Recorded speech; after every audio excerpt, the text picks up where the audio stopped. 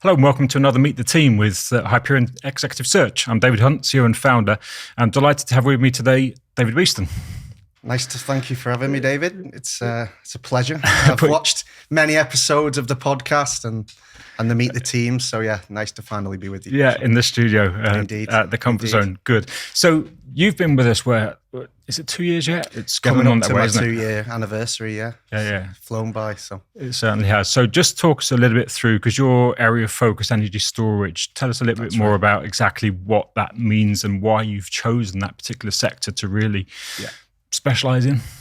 Indeed, yeah. So energy storage is quite a broadly used term and obviously means different things to different people. From our perspective, or my perspective, it's anything along the battery value chain. So we work with companies from the upstream end when it's the minerals and metals processing side through to midstream, processing that into a battery cell. Yep.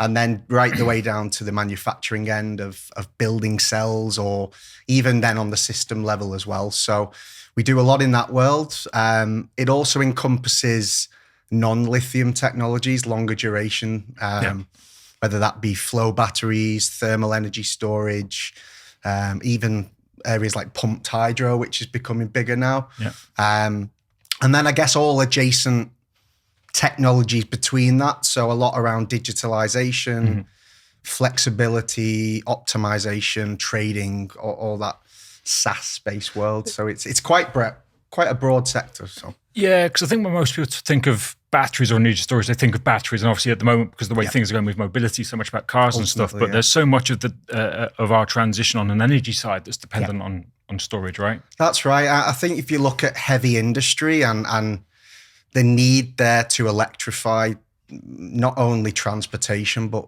industrial processes, there's only so many lithium-ion batteries being produced, and we all know the challenges there of supply. So a lot of it's around how do we come up with new innovations. So it might be storing heat and then using that energy to power a plant, or it could be, again, using different chemistries to, I guess, give a spectrum of different technologies and not reliant on purely on lithium or heavy metals. So go on, show us. Most people who work at Hyperion secretly have, or less secretly, mine's not secret, a little bit of a geek inside. So when you're geeking out on storage, which are the areas of technology you think, well, that's really the best of this stuff? I think I've always been quite scientific all the way through school, and at one point I was pursuing chemistry, actually. Okay.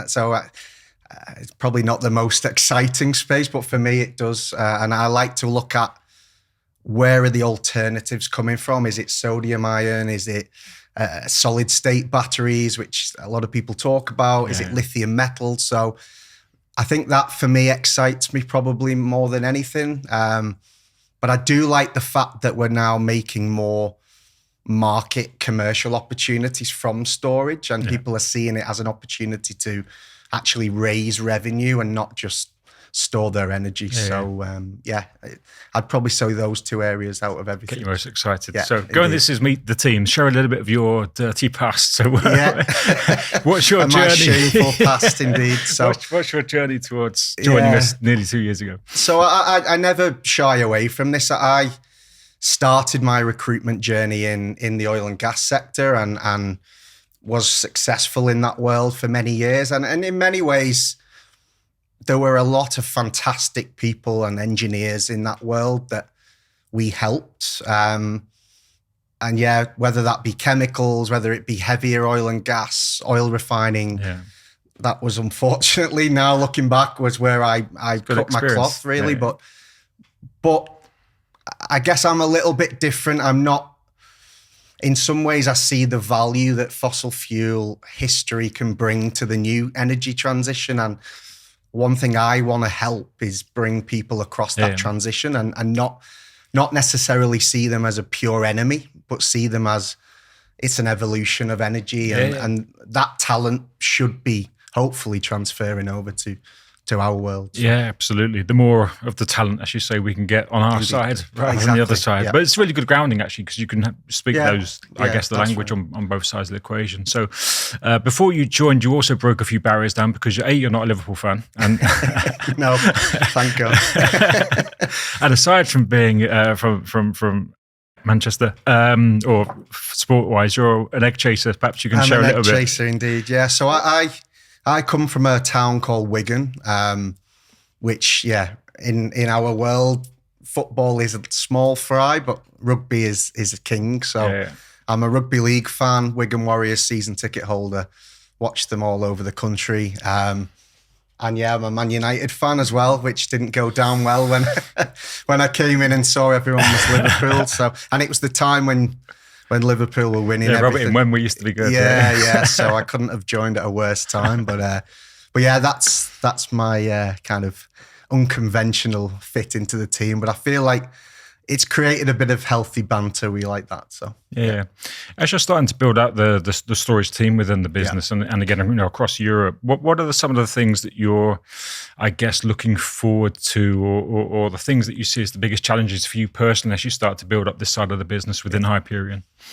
Yeah, I think first and foremost, it's understanding the segment areas and where we see the growth, because obviously growth in lithium ion is clear, but we also need to have resource to cover all the other alternatives. So part of the work I've been doing and speaking with yourself about is around strategizing as to which subsectors are going to be the key for us. And then ultimately, I think finding people who want to learn and be in our team, you've got to learn a lot quickly. I came in, the sector was relatively nascent as Hyperion's focus.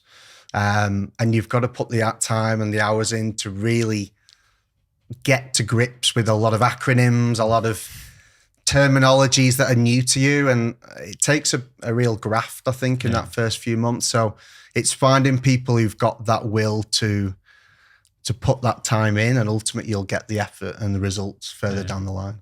How about training then? Because that's an important factor.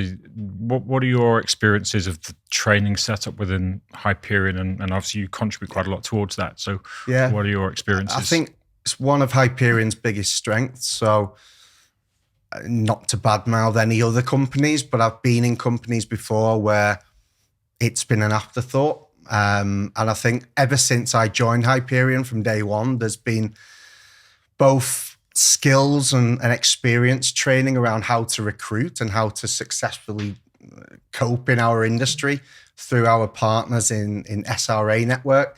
But then we've also consciously started to make more of an effort around internal training. So I lead that at the moment and put together different sessions each week around different fundamental skills or challenges everybody's facing in the team. And then ultimately, how do we overcome that? And we brainstorm. We've got fantastic teams. So collectively getting those ideas in across the group is something that we try and build in as part of our training sessions. So I'm quite proud of how we're doing that at the moment. I think as we grow and bring new starters in, it's going to be fundamental to get them up to speed.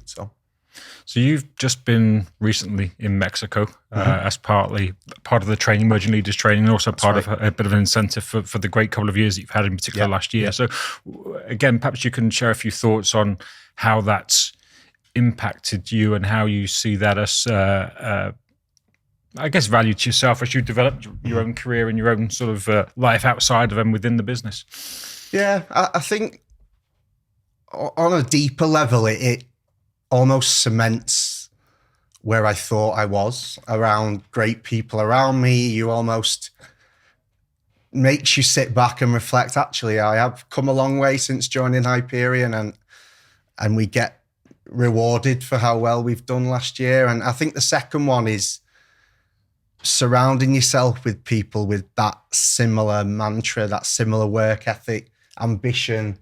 I came away feeling just energized about take control of my own destiny and probably think bigger than I was previously. And I think a lot of the guys out there are from the US. They think big, they're bold, ambitious people, and a lot of that rubbed off on me, and it made me come away thinking, there's no reason why we can't do that here in Europe. So it was very rewarding, very, I guess, a reminder of where I've come from and ultimately where I've still got to get to. So it was. Yeah, it was great really to see your Steve's and Wolfgang's videos on the beach and all this kind of stuff. That was a few too many tequilas out there, but is there such a thing? Yeah.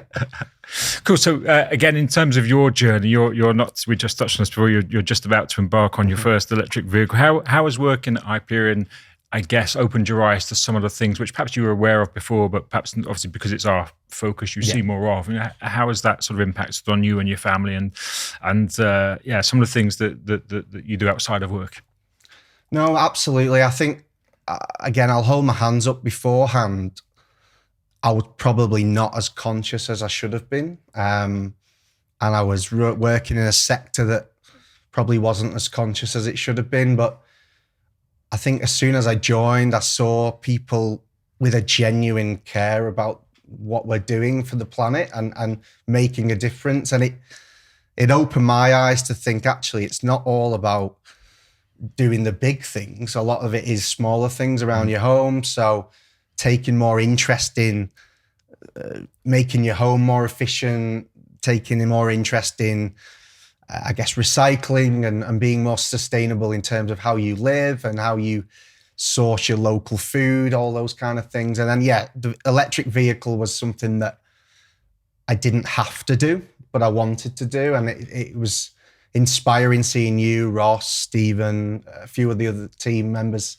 driving electric, and it didn't feel like a fraud, but I felt like if I'm going to be in this sector, I should be walking the walk and not just talking the talk. Using the batteries as well. I'm using the batteries, yeah. So it ultimately, the electric vehicle was something I didn't have to do, but I wanted to do it. And I think seeing yourself, Stephen, Ross, and some of the other guys actually being in that world, and it made me realize that it's time I start walking the walk and not just talking the talk. And as you say, use the batteries as well. And I feel a little bit sometimes a fraud talking about the benefits of electrifying and then perhaps not doing that in my own life. So it's great now to have my first EV and move forward. So a couple of last things, obviously on yourself. So which types of roles that you hire are the ones that you enjoy most? And perhaps you give very briefly one or two examples of recent searches that you've really enjoyed. Indeed, yeah. So I love the roles with those early stage innovators. So most of our clients are startups and scale-ups, but it's the clients where they've cracked a technology that's really going to change the way the industry is run. And then they need someone to ultimately commercialize that. So I really enjoy working on those global business development roles. It could be chief commercial officer roles, but also not only commercializing, but we've got to scale the business now. So operationally, we've got to start building our systems up, our team up ultimately, and helping with the strategy piece. So there was one most recently with a company called Leideniar Technologies in the Netherlands, battery anode company, really great tech. They'd spent a good few years R&D work on that, and they'd reached a point where it was time to ramp up to industrial scale and didn't have anyone internally to probably bring the gravitas needed to oversee that. So we actually went out to meet them, sat with the board, spent a lot of hours really understanding the brief clearly. And then, not easy search by any means. It did take a little while, but ultimately we found someone with vast experience in adjacent scale-up industries, and he's been a great success so far. So I think that's probably the most recent proud example I've worked on. So. Yeah, they're good guys at Leideniar. We placed the CTO, as you know, obviously before you joined him, but great organisation. Let's give a shout out to Boston. So tell us a bit about, Boston, I guess, because again, what we do is, it's not always the easiest thing in the world. It can be quite challenging, and that element of personal flexibility I think is important, and It is. and again you've embraced. So give a big shout out to Boston and how you break up your day, I guess, or how you sort of deal with the challenges sometimes on your time scale and on your on your lifestyle. Yeah. Anybody who knows me or meets me will soon hear about Boston. He's my little King Charles Cavalier Poodle Cross dog. He's best friend as well. So yeah, we got him in the lockdown period, and again, going back to old working styles, it was a challenge with a dog and working, and I don't yet have kids, so I don't know the challenges that brings, but yeah, ever since I joined, I've been able to work flexibly around creating a lifestyle that works for me. So not only looking after the dog, look, it's not a huge thing, but it's more around how I deal with some of the stresses that come with recruitment. And there's a lot of downs as well as the ups. I like to get out, get some headspace, and ultimately every day I build in some time to go and spend half an hour, 40 minutes with the dog. No judgment from the dog. Just go and sometimes relieve a bit of stress. And I find actually that ability to break up what is quite a heavy day makes me perform much better. So I'm very appreciative of Hyperion giving me flexibility and chance to work from home. But then also we're treated like adults. So we're given, plan your diary around your own life and then ultimately make it work. So Boston, shame he's not with us today. I should have brought him. I have had the pleasure of one walk at least with Boston. But I mean, those things are important, are they? That you have the opportunity to, like say, manage your time, manage your day, and de-stress, all these kinds of things, and having a best mate that you can take for a walk is always a good thing. So David, as a heads up our energy storage team, which is growing, by the way. So if you are in recruitment and think that you could have a place there and join the organisation, reach out to David, because he's looking to build that team across Europe, by the way, so not just in the UK. Great to have you. Good to share a few of your experiences. Yeah, it's been a pleasure. Thank you.